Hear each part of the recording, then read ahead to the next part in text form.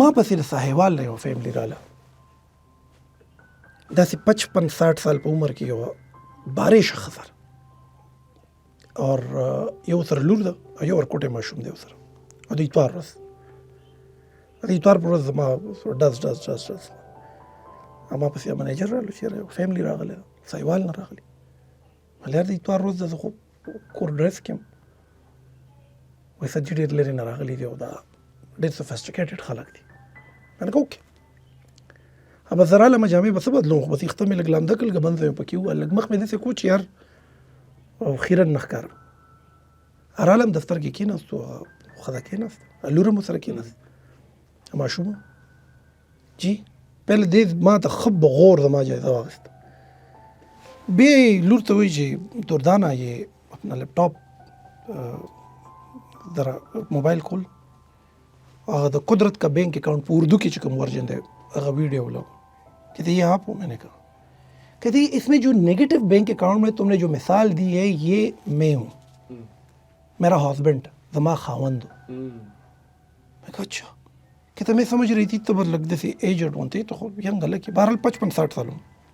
میں نے کہا مسئلہ سدا، کہتے زما خاوند په یو کمپنۍ کې ملازم و، ما ته پته وه چې د تنخواه دغه 250 او 3 نه زیاته نه ده، خو د موږ له پلاټونه م اخیستي وو، د موږ له بنګلې م اخیستي وو، داسې بینک بیلنس هم و.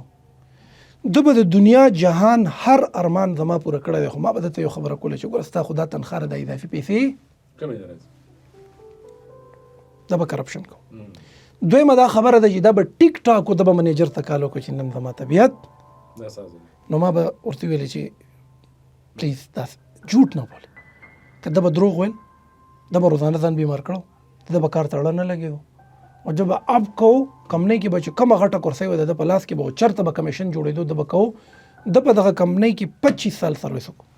څو کاله؟ 25 سال.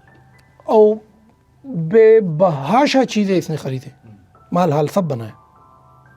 کہتا زما یو وړه غونتې بوډۍ غونتې مور وه، کہتا زما دا مور به چې کله زما کور ته راله نو دی به انګولي له سالن له لاس نه وروړو، دی به اوبه م نسکلې زما په کور کې، او په دې به مې خاوند له نور هم غوسه ورتله چې ستا دا مور زما په کور کې اوبه ولې نسکي.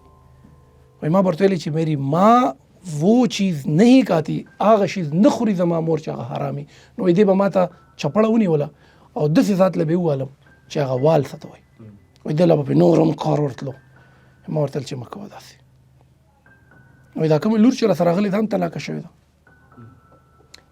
زوی مې واده وکړو، دړه په تختو مې راغټ کړو، هغه ښځې په لاس واچولو، اره نه ویل شو، خپله حصې به یې لکه بل په نیویارک کې هلته په ډانسونو منسونو کې کسینونو میسونانو کې زوړ شو، او زما د خاوند د مرګ 6 میاشتې وشوې.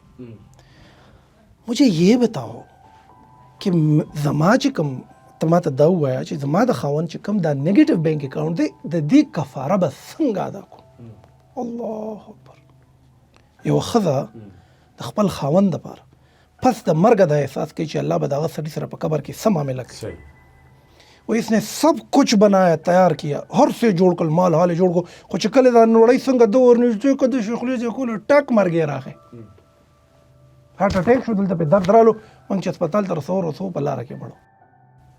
دا به د خپلې ذمهدارۍ نه کم کار کوو او زیات مال به خوړو او دوکه به کولو او دروغ به کرپشن به کولو، مال حال یې ټول نوړی کوله، دلته ورخته لاړو مړ شو.